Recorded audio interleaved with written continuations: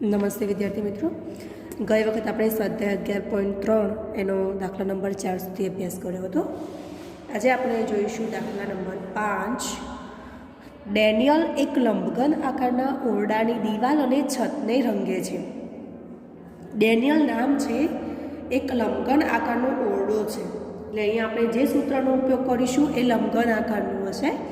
હવે એની દિવાલ અને છતનો ભાગ રંગે છે, એટલે આપણે જે સૂત્રનો ઉપયોગ કરીશું એમાં ફક્ત દિવાલ આવશે અને છત આવશે. હવે એની લંબાઈ, પહોળાઈ અને ઊંચાઈ ક્રમશઃ 15 મીટર, 10 મીટર અને 7 મીટર છે. સૌથી પહેલાં આ શું કહ્યું છે કે રંગના એક ડબ્બામાંથી 100 મીટર સ્ક્વેર ક્ષેત્રફળ પર રંગ કરી શકાતું હોય. એક ડબ્બો જ છે. હવે એ ડબ્બામાંથી ફક્ત 100 મીટર સ્ક્વેર ભાગમાં જ રંગ કરી શકાય છે.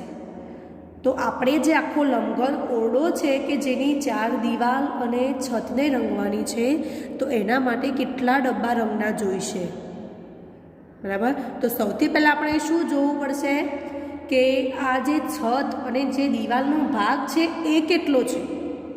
તો આપણને એનું ક્ષેત્રફળ મળી જશે, તો આપણને ઓટોમેટિક કેટલા ડબ્બા જોઈશે એની ખબર પડી જશે. તો સૌથી પહેલાં આપણે શું શોધીશું? લંબઘન ઓરડાનું ક્ષેત્રફળ, અને એમાં શું આવશે? છતનું ક્ષેત્રફળ અને દિવાલનું ક્ષેત્રફળ.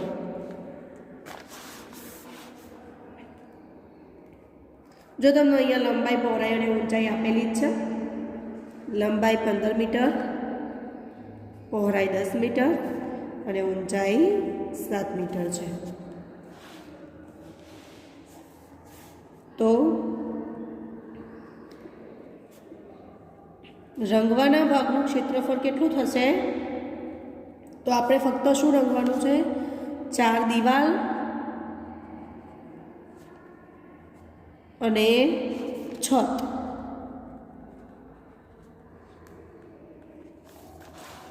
આ બંને રંગવાની છે, એટલે આ બંનેનું ક્ષેત્રફળ શોધવું પડશે. હવે 4 દિવાલનું ક્ષેત્રફળ, તો એના માટેનું સૂત્ર છે 4 દિવાલનું આપેલું હોય, તો એના માટેનું સૂત્ર છે 2 લંબાઈ ગુણ્યા પહોળાઈ ગુણ્યા ઊંચાઈ. આ 4 દિવાલનું ક્ષેત્રફળ છે, વત્તા છત. હવે છત હોય લંબચોરસ આકારની, તો એ લંબચોરસનું સૂત્ર શું થશે? લંબાઈ ગુણ્યા પહોળાઈ. હવે આમાં કિંમત મૂકી દઈએ, તો 2 L ગુણ્યા B, તો L છે 15, B છે 10 ગુણ્યા H, તો H છે 7 વત્તા L ગુણ્યા B, તો L 15 અને B 10. કિંમત મૂકીએ 2 15 ગુણ્યા 10, તો 150 ગુણ્યા 7 વત્તા 15 150. હવે અહીંયા L પ્લસ B આવશે, L પ્લસ B એટલે 15 વત્તા 10 થશે 25. હવે 25 દુ 50 ગુણ્યા 7 વત્તા 150. 50 સિત્યું 350 વત્તા 150, તો 350 અને 150 થશે 500 ક્ષેત્રફળ હતું, એટલે મીટર સ્ક્વેર. તો એનો મતલબ કે જે આપણે રંગ્યો ભાગ એનો વિસ્તાર છે 500 મીટર સ્ક્વેર. હવે આપણે શું કહ્યું છે કે કેટલા આટલો ભાગ રંગવાના કેટલા ડબ્બા જોશે? તો 100 મીટર સ્ક્વેર રંગવાનો, 100 મીટર સ્ક્વેર ભાગ રંગવાના એક ડબ્બો માટે આપણા જોડે ટોટલ કેટલું છે? 500 મીટર સ્ક્વેર. તો 500 મીટર સ્ક્વેર ભાગ રંગવાના કેટલા ડબ્બા? ચોકડી ગુણાકાર કરીએ, 500 ગુણ્યા 1 ભાગ્યા 100, 0 ઉડી ગઈ, 5 એકા 5. તો કુલ 5 ડબ્બા રંગના જોઈશે આટલો ભાગ રંગવા માટે. હવે દાખલા નંબર 6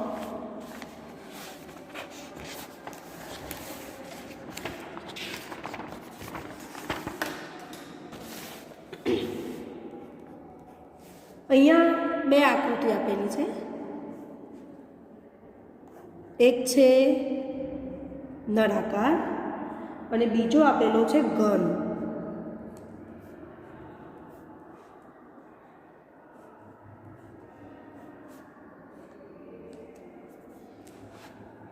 બે આકૃતિ આપેલી છે, તમને એના માપ આપેલા છે 7 સેન્ટીમીટર 7 સેન્ટીમીટર. અહીંયા પણ ઘન છે એટલે બધા માપ સરખા જ હશે.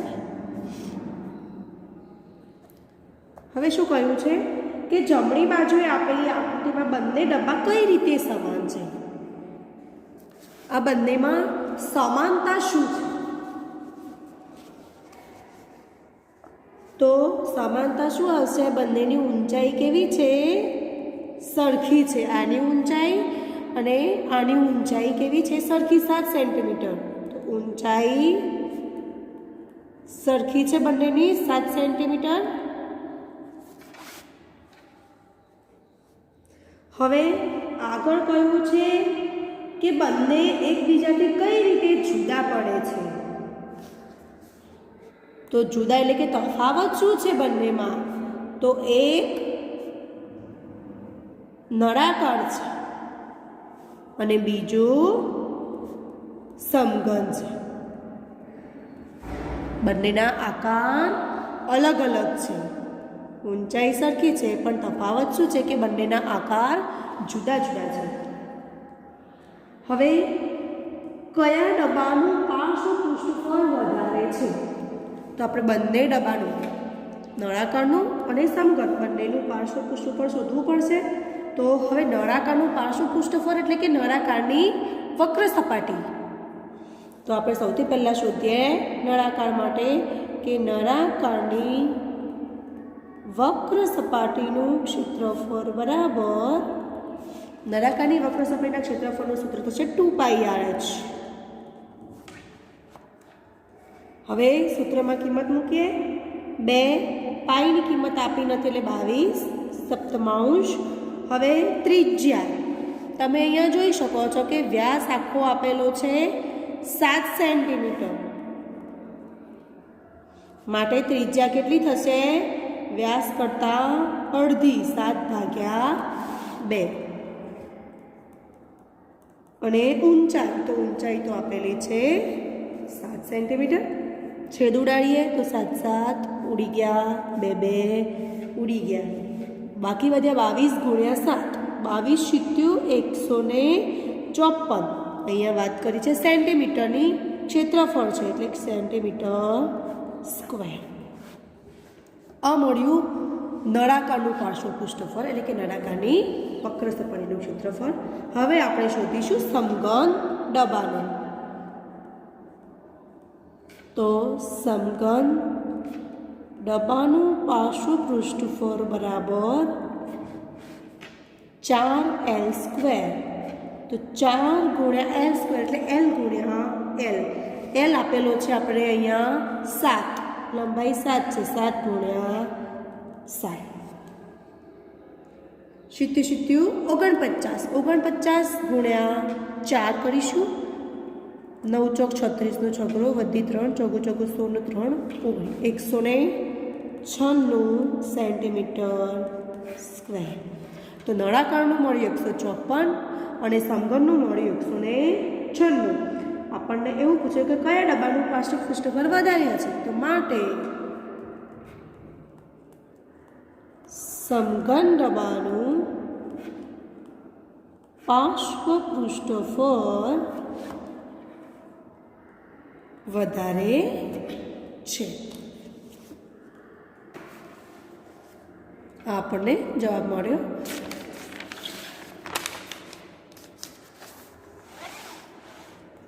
હવે દાખલા નંબર 7. એમાં કહ્યું છે કે 7 મીટર ત્રિજ્યા અને 3 મીટર ઊંચાઈવાળી એક બંધ નળાકાર ટાંકી. નળાકાર ટાંકી છે પણ કેવી છે? બંધ છે, બંધ એટલે કુલ આવશે. ધાતુના પતરામાંથી બનાવવામાં આવેલ છે.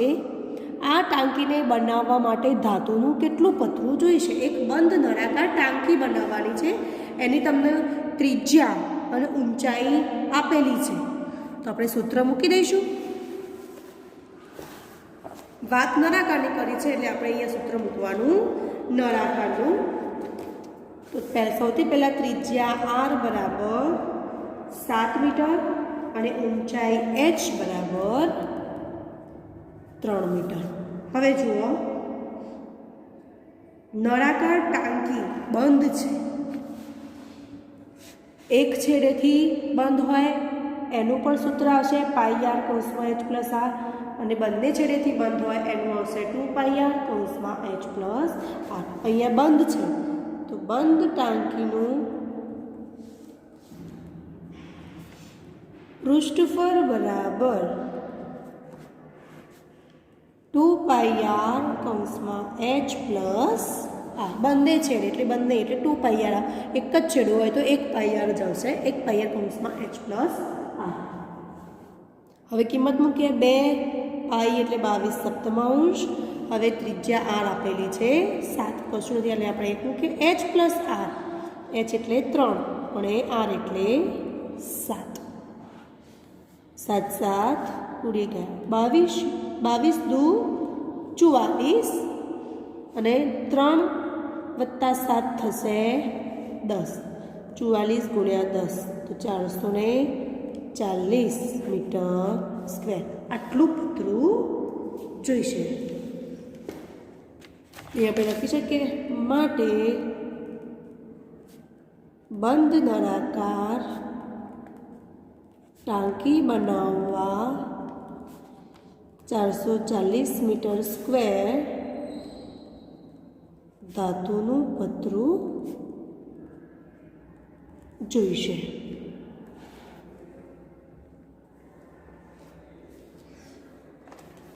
8મા નંબરનો દાખલો છે. એક ખુલ્લા નળાકારની વક્ર સપાટીનું ક્ષેત્રફળ 4224 સેન્ટીમીટર સ્ક્વેર છે. તમને નળાકારની વક્ર સપાટીનું ક્ષેત્રફળ આપી જ દીધું છે. આ નળાકારને તેની ઊંચાઈ તરફથી કાપીને 33 સેન્ટીમીટર પહોળાઈની એક લંબચોરસ આકારની શીટ બનાવવામાં આવે છે. હવે શું કરવાનું છે? પહોળાઈ છે 33 સેન્ટીમીટર, એવો એક લંબચોરસ આકાર કાપવાનો છે. તો તેની પરિમિતિ શોધો. હવે લંબચોરસની પરિમિતિ શોધવાની છે. પહોળાઈ 33 સેન્ટીમીટર તમને આપેલી જ છે, તો આપણે હવે શોધવાની રહેશે લંબાઈ. તો લંબાઈ કઈ રીતે મળશે? તો સૌથી પહેલાં વધારાની માહિતી આપેલી છે નળાકારની વક્ર સપાટીનું ક્ષેત્રફળ. એનો મતલબ કે એના ઉપરથી આપણને લંબાઈ મળી જશે. સૌથી પહેલાં આપણે કિંમત લખી દઈએ.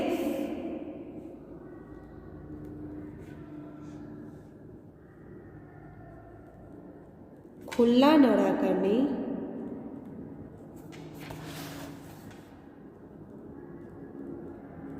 વક્ર સપાટીનું ક્ષેત્રફળ બરાબર 4224 સેન્ટીમીટર સ્ક્વેર. હવે પહોળાઈ બી આપી છે 33 સેન્ટીમીટર. હવે શું કરીશું? તો આના પરથી આપણે શોધવી પડશે લંબાઈ. હવે આ આકાર હતો નળાકાર, બરાબર? આમાંથી લંબચોરસ આકાર બનાવ્યો છે. એનો મતલબ કે જેટલો નળાકારનો ભાગ હતો એ બધા જ ભાગનો ઉપયોગ કરી લંબચોરસ બનાવ્યો. તો આ બધા વિસ્તારનો ઉપયોગ કરી લંબચોરસ બનાવ્યો છે, તો લંબચોરસનું ક્ષેત્રફળ પણ આટલું જ થશે ને, કારણ કે આ બધો જ, દાખલા તરીકે હું કોઈ નળાકાર લઈ લઉં, બરાબર? આનું માપ છે 4224 સેન્ટીમીટર સ્ક્વેર. આ બધો જ ભાગનો ઉપયોગ કરી અને હું લંબચોરસ બનાવું તો મારું ક્ષેત્રફળ તો સરખું જ રહેશે બંનેમાં. તો એનો મતલબ કે નળાકારની વક્ર સપાટીનું જેટલું ક્ષેત્રફળ હતું એટલું જ થશે લંબચોરસનું ક્ષેત્રફળ, કારણ કે બંને સરખા જ લીધા છે. આ બધા જ વિસ્તારનો ઉપયોગ કરી અને લંબચોરસ બનાવવામાં આવ્યો છે. તો એનો મતલબ કે લંબચોરસનું ક્ષેત્રફળ પણ એટલું જ થશે. હવે આના ઉપરથી આપણે શોધીએ લંબાઈ. તો લંબચોરસનું ક્ષેત્રફળ બરાબર એનું સૂત્ર થશે લંબાઈ ગુણ્યા પહોળાઈ. હવે લંબચોરસનું ક્ષેત્રફળ આપણે અહીંયા મૂકીએ 42 24 બરાબર. હવે લંબાઈ આપણે અહીંયા શોધવાની છે. હવે પહોળાઈ, તો પહોળાઈ આપણને આપેલી જ છે 33 બરાબર, તો એ મૂકી દઈએ. હવે અહીંયા પહોળાઈ ગુણાકારમાં છે, આ બાજુ આવશે તો ભાગાકારમાં 42 24 ભાગ્યા 33 બરાબર લંબાઈ. હવે 33ને આપણે ભાગ પાડીએ 11 તળી 33 અને પછી છેદ ઉડાડીએ. તો 42 24 ભાગ્યા 11 ગુણ્યા 3 બરાબર લંબાઈ. હવે ભાગાકાર કરીએ. સૌથી પહેલાં 42 24 ભાગ્યા 3 કરીએ.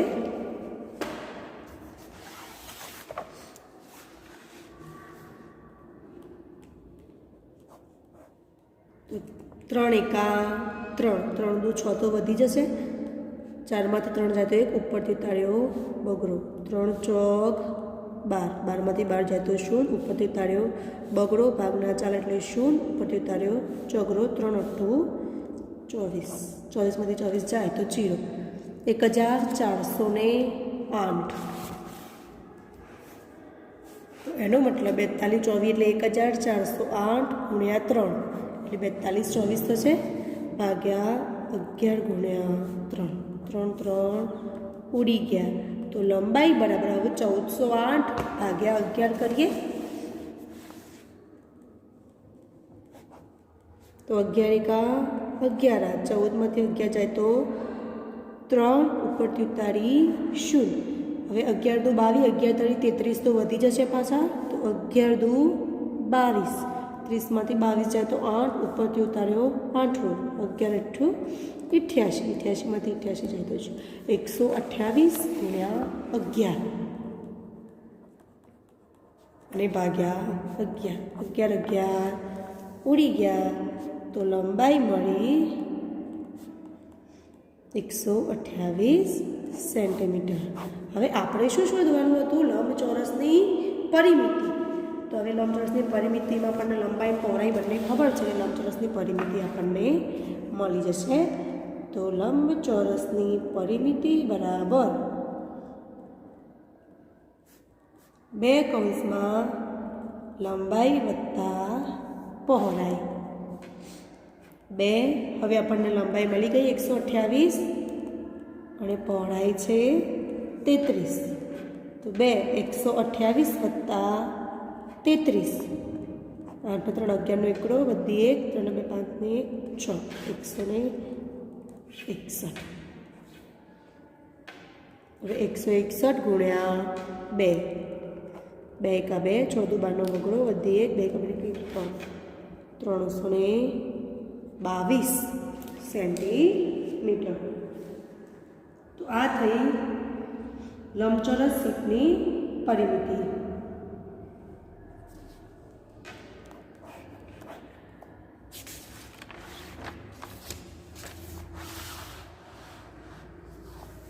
હવે દાખલા નંબર 9.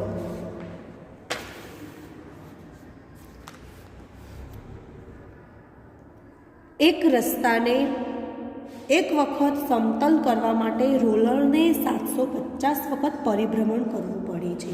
એક રસ્તો છે ને સમતલ એટલે કે સીધો કરવો છે, એ કરવા માટે 750 વખત પરિભ્રમણ કરવું પડે છે. પરિભ્રમણ એટલે ગોળ ફેરવવું પડે છે. હવે રોલર હોય એટલે રોલરનો આકાર હોય નળાકાર, એટલે આપણે જે સૂત્રનો ઉપયોગ કરીશું એ નળાકારનો હશે. હવે જો રોલરનો વ્યાસ 84 સેન્ટીમીટર અને પહોળાઈ 1 મીટર હોય તો રસ્તાનું ક્ષેત્રફળ શોધો. સૌથી પહેલાં આપણે માપ લખી દઈએ. વ્યાસ 84 સેન્ટીમીટર છે એટલે ત્રિજ્યા કેટલી થશે?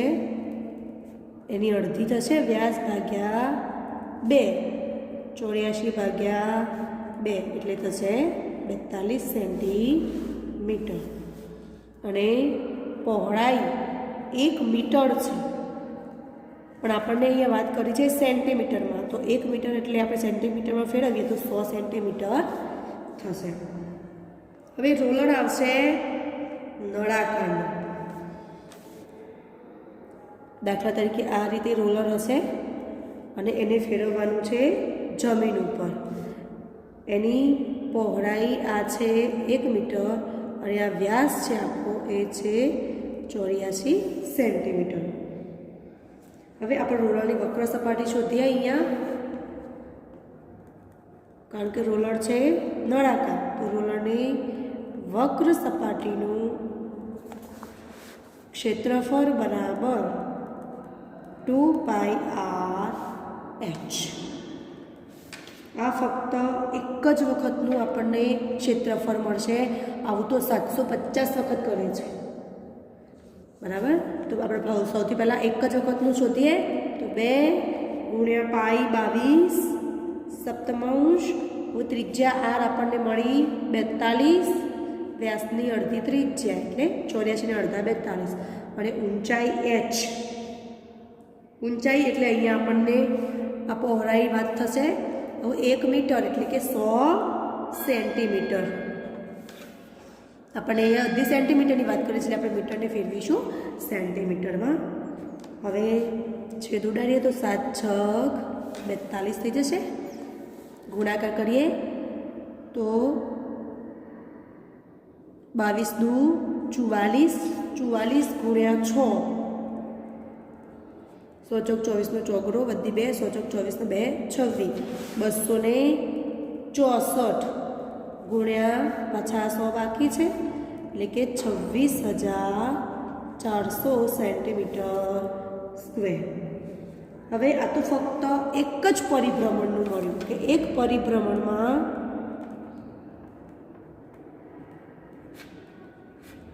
આટલું ક્ષેત્રફળ આવડે છે. તો આવા તો કેટલી વખત કરવાના છે? 750 વખત પરિભ્રમણ કરવા માટે કેટલું ક્ષેત્રફળ આવડવું પડશે? ચોકડી ગુણાકાર થશે 750 × 26,400.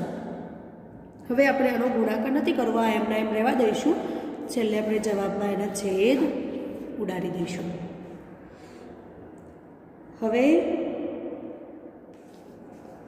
આ 750નું આવ્યું. હવે શું કરવાનું છે કે કેટલું ક્ષેત્રફળ આવરી લેવામાં આવશે? 750 વખત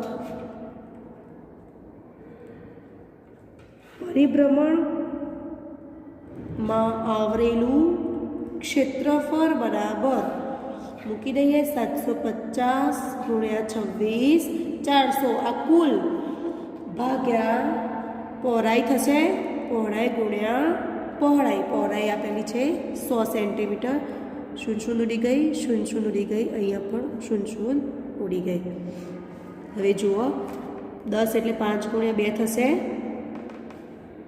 અહીંયા 15 × 5 = 75 થશે એટલે 5 5 ઉડી ગયા.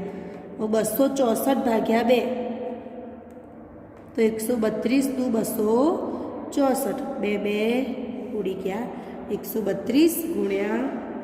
15 0 2 × 2 3 × 3 1 × 1 5 10 ની 0 વધી 1 5 3 15 1 0 સગડો વધી 1 5 × 5 ની 1 6 0 6 2 8 6 3 9 1980. આટલું હવે આપણે મીટર સ્ક્વેર રસ્તાનું ક્ષેત્રફળ મળશે. આ મળ્યો જવાબ. બાકીના જે 2 દાખલા છે એ તમે જાતે ટ્રાય કરજો, અને ના ફાવે તો હું પછી તમને શીખવાડીશ, બરાબર. અહીંયા સુધી એક જ દાખલો બાકી વધ્યો છે, એ જાતે ટ્રાય કરજો. ઓકે, ચલો બાય.